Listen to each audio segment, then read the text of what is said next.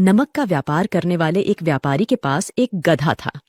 वह प्रतिदिन सुबह सवेरे गधे पर नमक की बोरियां लादकर निकटवर्ती गांवों में बेचने जाता था। उस रास्ते में उसे कई छोटी मोटी नदियां और नाले पार करने पड़ते थे।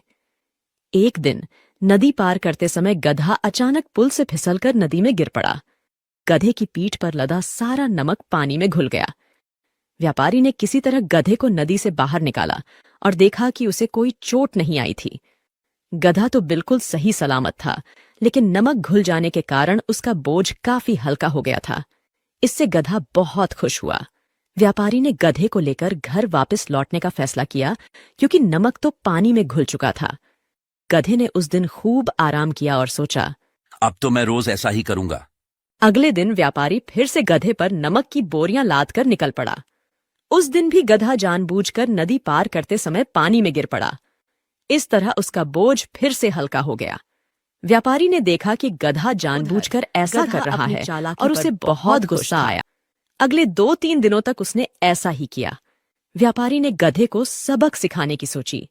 एक दिन व्यापारी ने गधे की पीठ पर नमक के बजाय रुई की गठरियां लाद दी। गधा बहुत खुश हुआ और सोचा, आज बोझ वैसे ही कम है, अगर मैं पानी में गिर जाऊंगा तो और भी हल्का हो जाएगा। ऐसा सोचकर वह नदी की ओर खुशी खुशी बढ़ा। नदी पहुंचते ही गधा फिर से नदी में गिर पड़ा, लेकिन इस बार व्यापारी ने उसे तुरंत बाहर नहीं निकाला। परिणाम स्वरूप रुई की गठरियां पानी में भीगकर बहुत भारी हो गईं और गधे को बाहर निकलने में काफी मेहनत करनी पड़ी। भारी बोझ के कारण वह चल भी नहीं पा रहा था। व्यापारी पहले से ही उससे नाराज था, क्योंकि गधे ने उसका काफी नमक बर्बाद कर दिया था। जब गधा चल नहीं पाया तो व्यापारी ने उसकी जमकर पिटाई की, पानी में गिरने की आदत छोड़ दी। इस कहानी का तात्पर्य यह है कि चतुराई तब तक ही चतुराई है जब तक कोई और उसे पहचान ना ले। इसलिए चतुर बनने के साथ साथ समझदारी भी आवश्यक है। गधे को यह समझ नहीं था कि चालाकी हमेशा काम नहीं आती। जिस दिन उसके मालिक को उसकी चालाकी का पता चला, उस दिन उसका खेल खत्म हो गया।